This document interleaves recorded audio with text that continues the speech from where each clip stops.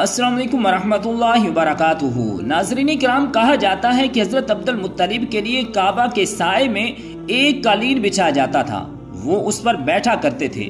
उनका एहतराम इस कदर था कि कोई और उस कालीन पर बैठता नहीं था। चुनाचे उनके बेटे और कुरैश के सरदार उस कालीन के चारों तरफ बैठते थे, लेकिन रसूलुल्लाह सल्लल्लाहु अलैहि वसल्लम वहां तशरीफ लाए तो सीधे उस कालीन पर जा बैठे। उस वक्त आप एक तंदुरुस्त लड़के थे और आपकी उम्र 9 साल के करीब हो चुकी थी। आपके चचा हजरत अब्दुल मुत्तलिब के अदब की वजह से आपको उस कालीन से हटाना चाहते थे। तो हजरत अब्दुल मुत्तलिब कहते हैं कि मेरे बेटे को छोड़ दो, अल्लाह की कसम ये बहुत शान वाला है। फिर वो आपको मोहब्बत से उस फर्श पर बिठाते, आपकी कमर पर शफकत से हाथ फेरते, आपकी बातें सुन सुनकर बेहद खुश होते रहते। कभी वो दूसरों से कहते कि मेरे बेटे को यहीं बैठने दो, इसे खुद भी एहसास है कि इसकी बड़ी शान है और मेरी आरजू है कि ये इतना बुलंद रुतबा पाए जो किसी अरब को इससे पहले हासिल ना हो और ना बाद में किसी को हासिल हो। कहते हैं कि एक बार उन्होंने ये अल्फाज कहे कि मेरे बेटे को छोड़ दो, इसके मिजाज में तभी तौर पर बुलंदी है, इसकी शान निराली होगी। नाज़रीन किराम, आज की इस वीडियो में हम नबी करीम सल्लल्लाहु अलैहि वसल्लम की शान के हवाले से आपको चंद अजीब वाक़यात सुनाने वाले हैं, जिनसे वाज़ेह होता है कि आप सल्लल्लाहु अलैहि वसल्लम के दादा जान के दिल में आप सल्लल्लाहु अलैहि वसल्लम की किस कदर मोहब्बत थी। नाज़रीन किराम, कहते हैं कि उम्र के आखिरी हिस्से में हजरत अब्दुल मुत्तलिब की आंखें जवाब दे गई थी, आप नाबीना हो गए थे। ऐसी हालत में एक रोज वो उस कालीन पर बैठे थे कि आप सल्लल्लाहु अलैहि वसल्लम तशरीफ ले आए और सीधे उस कालीन पर जा पहुंचे। एक शख्स ने आपको कालीन से खींच लिया। इस पर आप सल्लल्लाहु अलैहि वसल्लम रोने लगे। आपके रोने की आवाज सुनकर हजरत अब्दुल मुत्तलिब बेचैन हो गए और बोले, मेरा बेटा क्यों रो रहा है? उस शख्स ने बताया कि आपके कालीन पर बैठना चाहता है, हमने इसे कालीन से उतार दिया है। ये सुनकर हजरत अब्दुल मुत्तलिब ने कहा, मेरे बेटे को कालीन पर ही बैठा रहने दो, ये अपना रुतबा पहचानता है। मेरी दुआ है कि ये उस रुतबे को पहुंचे जो इससे पहले किसी अरब को ना मिला हो और ना इसके बाद किसी को मिले।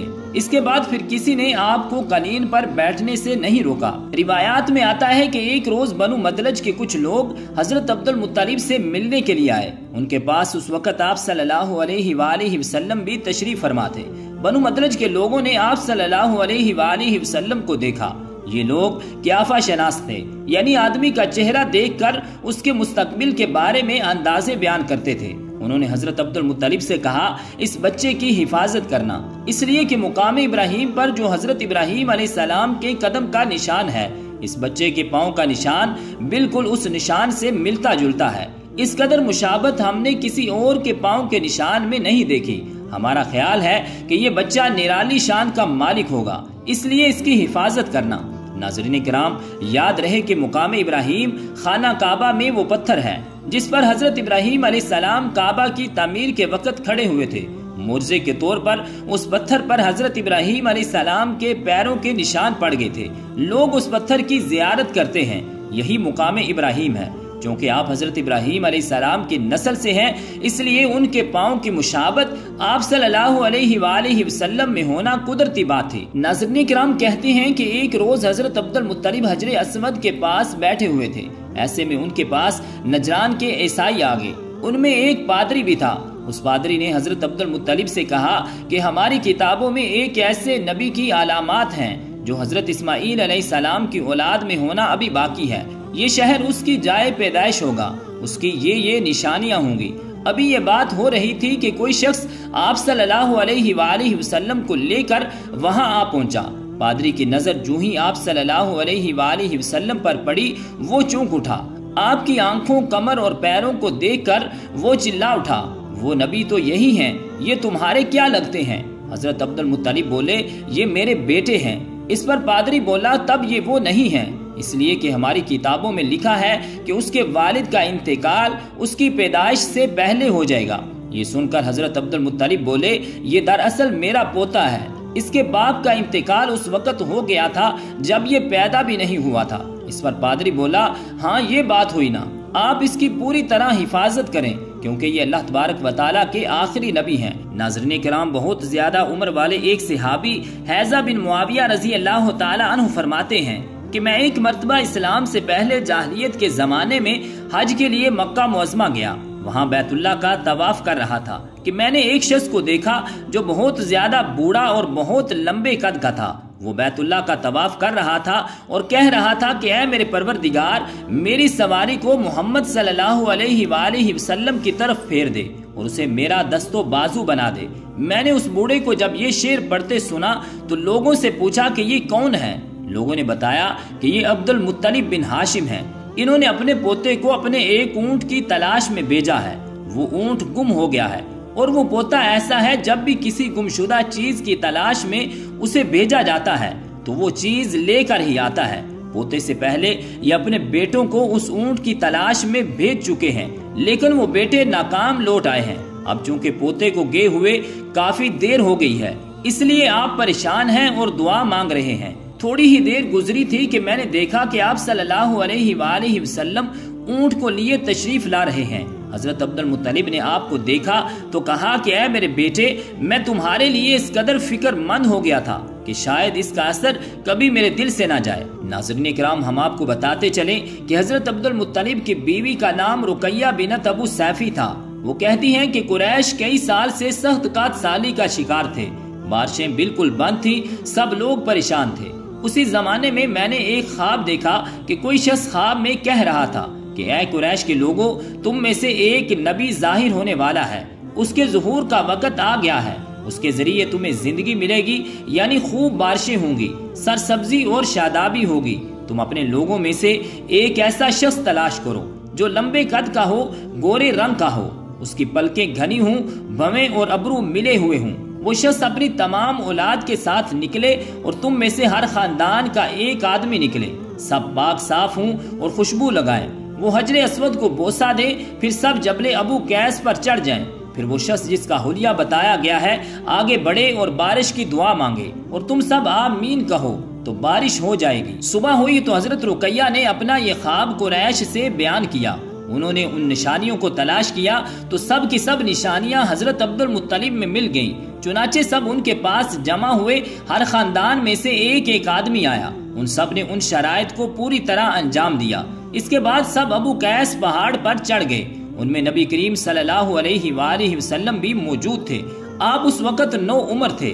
پھر حضرت عبد المطلب آگے بڑھے اور انہوں نے یوں دعا کی، اے اللہ، یہ سب تیرے غلام ہیں، تیرے غلاموں کی اولاد ہیں، تیری باندیاں ہیں اور تیری باندیوں کی اولاد ہیں۔ ہم پر جو برا وقت آ پڑا ہے تو دیکھ رہا ہے، ہم مسلسل قحط سالی کا شکار ہیں۔ اب اونٹ، گائے، گھوڑے، خچر اور گدھے سب کچھ ختم ہو چکے ہیں اور جانوروں پر بن آئی ہے، اس لیے ہماری یہ خشک سالی ختم فرما دے، ہمیں زندگی اور سرسبزی اور شادابی عطا فرما دے۔ روایات میں آتا ہے کہ ابھی آپ یہ دعا مانگ ہی رہے تھے کہ بارش شروع ہو گئی، وادیاں پانی سے بھر گئیں، لیکن اس بارش میں ایک بہت عجیب بات ہوئی، اور وہ عجیب بات یہ تھی کہ قریش کو یہ سیرابی ضرور حاصل ہوئی، مگر یہ بارش قبیلہ قیس اور قبیلہ مضر کی قریبی بستیوں میں بالکل بھی نہ ہوئی۔ اب لوگ بہت حیران ہوئے کہ یہ کیا بات ہوئی کہ ایک قبیلے پر بارش اور آس پاس کے سب قبیلے بارش سے محروم۔ تمام قبیلوں کے سردار جمع ہوئے، اس سلسلے میں بات چیت شروع ہوئی۔ ایک سردار نے کہا کہ ہم زبردست قحط اور خشک سالی کا شکار ہیں، جبکہ قریش کو اللہ تعالیٰ نے بارش عطا کی ہے اور یہ حضرت عبد المطلب کی وجہ سے ہوا ہے، اس لیے ہم سب ان کے پاس چلتے ہیں، اگر وہ ہمارے لیے دعا کریں تو شاید اللہ تعالیٰ ہمیں بھی بارش دے دے۔ یہ مشورہ سب کو پسند آیا، چنانچہ یہ لوگ مکہ معظمہ میں آئے اور حضرت عبد المطلب سے ملے اور انہیں سلام کیا۔ پھر ان سے کہا، اے عبد المطلب، ہم کئی سال سے خشک سالی کا شکار ہیں، ہمیں آپ کی برکت کے بارے میں معلوم ہوا ہے، اس لیے مہربانی فرما کر آپ ہمارے لیے بھی دعا کریں، اس لیے کہ اللہ تعالیٰ نے آپ کی دعا سے قریش کو بارش عطا کی ہے۔ ان کی بات سن کر حضرت عبد المطلب نے کہا، اچھی بات ہے، میں کل میدان عرفات میں آپ لوگوں کے لیے بھی دعا کروں گا۔ دوسرے دن صبح سویرے حضرت عبد المطلب میدان عرفات کی طرف روانہ ہوئے، ان کے ساتھ دوسروں لوگوں کے علاوہ ان کے بیٹے اور اللہ کے رسول صلی اللہ علیہ وآلہ وسلم بھی تھے۔ عرفات کے میدان میں حضرت عبد المطلب کے لیے ایک کرسی بچھائی گئی، وہ اس کرسی پر بیٹھ گئے۔ نبی کریم صلی اللہ علیہ وآلہ وسلم کو انہوں نے گود میں بٹھا لیا، پھر انہوں نے ہاتھ اٹھا کر یوں دعا کی کہ اے اللہ، چمکنے والی بجلی کے پروردگار اور کھڑکنے والی گرج کے مالک، پالنے والوں کے پالنے والے اور مشکلات کو آسان کرنے والے۔ یہ قبیلہ کیس اور قبیلہ مزر کے لوگ ہیں، یہ بہت پریشان ہیں، ان کی کمریں جھک گئی ہیں، یہ تجھ سے اپنی لاچاری اور بے کسی کی فریاد کرتے ہیں اور جان و مال کی بربادی کی شکایت کرتے ہیں۔ بس اے اللہ ان کے لیے خوب برسنے والے بادل بھیج دے اور آسمان سے ان کے لیے رحمت عطا فرما، تاکہ ان کی زمینیں سرسبز ہو جائیں اور ان کی تکالیف دور ہو جائیں۔ کہتے ہیں کہ حضرت عبد المطلب ابھی یہ دعا کر ہی رہے تھے کہ ایک سیاہ بادل اٹھا، حضرت عبد المطلب کی طرف آیا اور اس کے بعد اس کا رخ قبیلہ کیس اور بنو مزر کی بستیوں کی طرف ہو گیا۔ یہ دیکھ کر حضرت عبد المطلب نے کہا، اے گروہ قریش اور مزر کے لوگوں، جاؤ، تمہیں سیرابی حاصل ہو گئی ہے۔ چنانچہ یہ لوگ جب اپنی بستیوں میں پہنچے تو وہاں بارش شروع ہو چکی تھی۔ ناظرین کرام، یہ سب برکات نبی کریم صلی اللہ علیہ وآلہ وسلم کی ذات کی موجودگی کی وجہ سے تھی۔ جس دعا میں اللہ کے محبوب، اللہ کے حبیب صلی اللہ علیہ وآلہ وسلم کی آمین شامل ہو اور وہ دعا قبول نہ ہو، یہ کیسے ہو سکتا ہے؟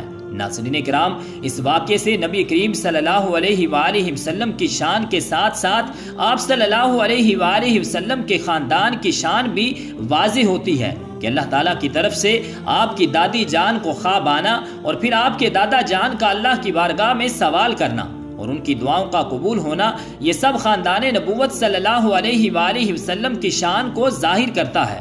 روایات میں آپ صلی اللہ علیہ وآلہ وسلم کی شان کے حوالے سے ایک اور واقعہ یوں آتا ہے کہ جب نبی کریم صلی اللہ علیہ وآلہ وسلم 7 سال کے ہو چکے تھے تو آپ کی آنکھیں دکھنے لگی۔